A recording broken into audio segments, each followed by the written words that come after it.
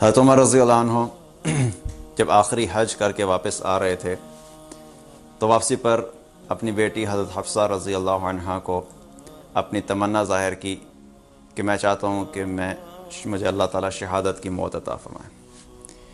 تو حضرت حفصہ رضی اللہ عنہا نے فرمایا کہ ابا جان، آپ جا تو مدینہ کی طرف رہے ہیں، تو مدینہ میں تو امن ہے، تو وہاں پہ کیسے شہادت ہو سکتی ہے؟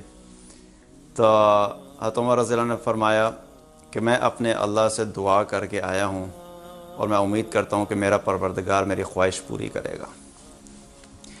جب مدینہ پہنچے تو رات کو خواب میں کیا دیکھتے ہیں کہ ایک مرغہ ہے جس نے ان کو 3 ٹھونگے ماری ہیں۔ تو جب اس خواب کی تعبیر کا پوچھا کہ بھئی اس خواب کی تعبیر کیا ہے، تو لوگوں نے کہا کہ امیر المومنین، آپ کو ایک عجمی شخص جو ہے وہ قتل کر دے گا۔ تو آپ کو پتہ لگ گیا کہ ان کے جانے کا وقت قریب آ گیا ہے۔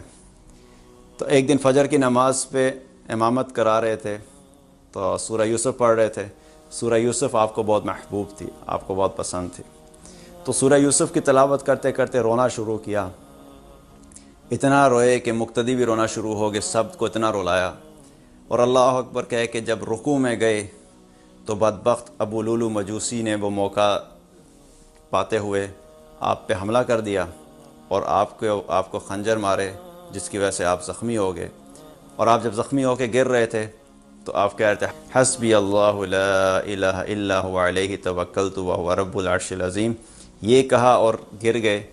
اور اسی حالت میں عبد الرحمن بن عوف رضی اللہ عنہ کا ہاتھ پکڑا اور ہاتھ پکڑ کے ان کو آگے کیا امامت کے لیے کہ آپ باقی نماز پوری کروائیں۔ جب نماز پوری ہوئی تو وہاں پہ لوگوں نے رونا شروع کر دیا یہ حال دیکھ کے۔ تو جب آپ کو اٹھایا گیا، آپ بے ہوشی کے عالم میں چلے گئے۔ جو ہی تھوڑی سی ہوش آئی تو پہلا سوال کیا حل صلیت، کیا میری نماز ہو گئی تھی؟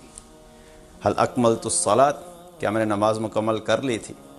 تو ہوش میں آتے ہی یہ سوال نہیں کیا کہ میری بیوی کدھر ہے، میرے بچے کدھر ہیں، میری میراث کا کیا بنے گا، مال کا کیا بنے گا، خلافت کا کیا بنے گا، کوئی سوال نہیں کیا۔ سوال کیا تو کیا اپنی نماز کا کیا کہ کیا میری نماز مکمل ہوئی ہے کہ نہیں ہوئی۔ تو اس وقت تک اطمینان نہیں آیا جب تک اپنی فجر کی نماز مکمل نہیں کر لی۔ اس کے بعد لوگوں نے کیا کہا کہ بھئی آپ کو تکیہ لا کے دیا کہ آپ تکیے کے اوپر لیٹ جائیں، تو آپ نے کہا مجھے تکیے پہ مت رکھو، میرا سر زمین پہ رکھ دو، مٹی پہ۔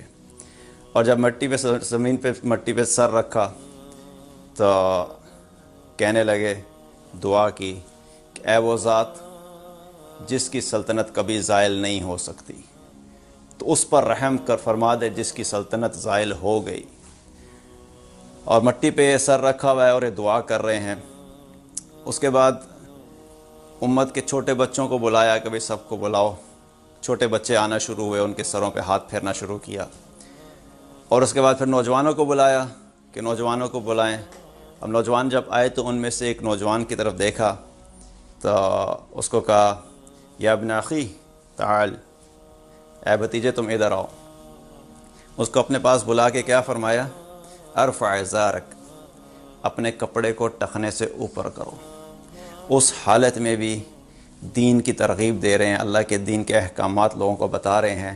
جس چیز کے اوپر زندگی گزرتی ہے آخری حال میں بھی انسان کی وہی فکر ہوتی ہے۔ تو ہمارے لیے کیا پیغام ہے کہ ہمیں اپنی زندگی میں دیکھنا چاہیے کہ کس فکر میں ہماری زندگی گزر رہی ہے، کیونکہ جو آخری وقت ہوتا ہے انسان کی فکر، انسان کی سوچ، انسان کی باتیں اسی سے متعلق ہوتی ہیں جس چیز کی فکر میں انسان کی زندگی گزری ہوتی ہے۔ چونکہ ساری زندگی عمر رضی اللہ عنہ نماز کی فکر، اللہ کے احکامات کو پورا کروانے کی فکر میں گزری، تو آخری وقت میں بھی وہی باتیں آپ رضی اللہ عنہ جو ہے وہ لوگوں کو بتا رہے تھے۔ تو جب وہ اس نوجوان نے سنا تو وہ بات سن کے رونا شروع کر دیا اور روتے روتے وہاں سے چلا گیا۔ اس کے بعد حضرت علی رضی اللہ عنہ ایک سائیڈ پہ عبداللہ بن عباس رضی اللہ عنہ کے کندھوں کے ساتھ سر لگائے ہوئے زارو قطار رو رہے تھے۔ تو وہ ان کے پاس آئے اور آ کر حضرت عمر رضی اللہ عنہ سے فرمایا یا ابا حفص واللہ لا تعلم سمعت رسول اللہ صلی اللہ علیہ وسلم یقول، اے ابا حفص اللہ کی قسم میں نے اللہ کے رسول صلی اللہ علیہ وسلم کو بہت دفعہ کہتے ہوئے سنا ہے، جئت انا و ابو بکر و عمر वज़हब्त अना व अबू बकर व उमर व खरजत अना व अबू बकर व उमर, कि मैं आया और अबू बकर और उमर आए, मैं गया और अबू बकर और उमर गए, मैं निकला और अबू बकर और उमर निकले। मैंने इतनी दफ़ा अल्लाह के रसूल सल्लल्लाहु अलैहि वसल्लम को ये कहते हुए सुना है कि मैं अबू बकर और उमर, मैं अबू बकर और उमर। मैं अल्लाह से दुआ करता हूँ कि अल्लाह ताला आपका हशर भी आपके उन दोनों साथियों के साथ कर दे। और ये कहा और रोते रोते वहाँ से चले गए।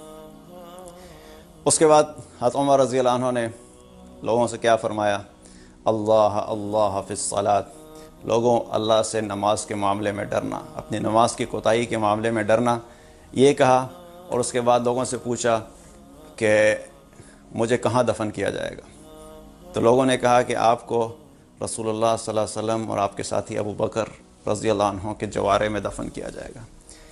तो आगे से उन्होंने फरमाया कि देखो, मैं कोई ख़ास आदमी नहीं हूँ, मैं भी एक आम मुसलमान हूँ, जाके पहले हज़रत आयशा रज़ी अल्लाह अन्हा से इजाज़त लो, अगर वो इजाज़त देंगी तो मुझे वहाँ पे दफन करना, वरना मुझे कहीं भी दफन कर देना। तो लोग गए, उन्होंने जाके हज़रत आयशा रज़ी अल्लाह अन्हा से पूछा, तो हज़रत आयशा रज़ी अल्लाह अन्हा फरमाने लगी कि ये जगह तो मैंने अपने लिए रखी हुई थी, लेकिन उमर चूँकि चाहते हैं तो मैं उनकी बात को रद्द नहीं करूँगी, आप उनको वहाँ पर दफना दीजिए। तो हज़रत उमर रज़ी अल्लाह अन्हु को नबी सल्लल्लाहु अलैहि वसल्लम और हज़रत अबू बकर सिद्दीक़ रज़ी अल्लाह अन्हु के साथ ही दफना दिया गया। तो ये हमारे लिए पैगाम क्या है कि जिस चीज़ के ऊपर इंसान की ज़िंदगी गुज़रती है, उसकी मौत और उसका ख़ात्मा भी उसी चीज़ पे होता है। हमें अपनी फ़िक्रों का जायज़ा लेना चाहिए, आज हम अपनी ज़िंदगी में किन चीज़ों के ऊपर फ़िक्र कर रहे हैं, क्योंकि मौत के वक्त और आखिरी औकात में इंसान की ज़ुबान से वही अल्फाज निकलते हैं, इंसान के जहन में वही चीज़ें चल रही होती हैं, इंसान की बातें वही होती हैं जिस चीज़ के ऊपर सारी ज़िंदगी गुजरी थी। अगर ज़िंदगी अल्लाह के दीन के लिए गुजरी है, अगर ज़िंदगी अल्लाह के अहकामात को पूरा करते हुए गुजरी है, अगर अल्लाह के दीन के लिए मेहनत करते हुए गुजरी है, अगर ज़िंदगी लोगों की खैर ख्वाही के लिए गुजरी है, तो इंशाअल्लाह अल्लाह की ज़ात से उम्मीद है कि अल्लाह ताला हमारा भी ख़ात्मा बिल खैर करेगा और अल्लाह ताला हमें उन लोगों में शामिल कराए कि जिनके जब मौत का वक्त करीब हो तो अल्लाह ताला हमारी ज़ुबानों पे कलमा जारी कर दे और हमसे वो राज़ी हो जाए, अपनी रज़ा की हालत में हमें उठा दे।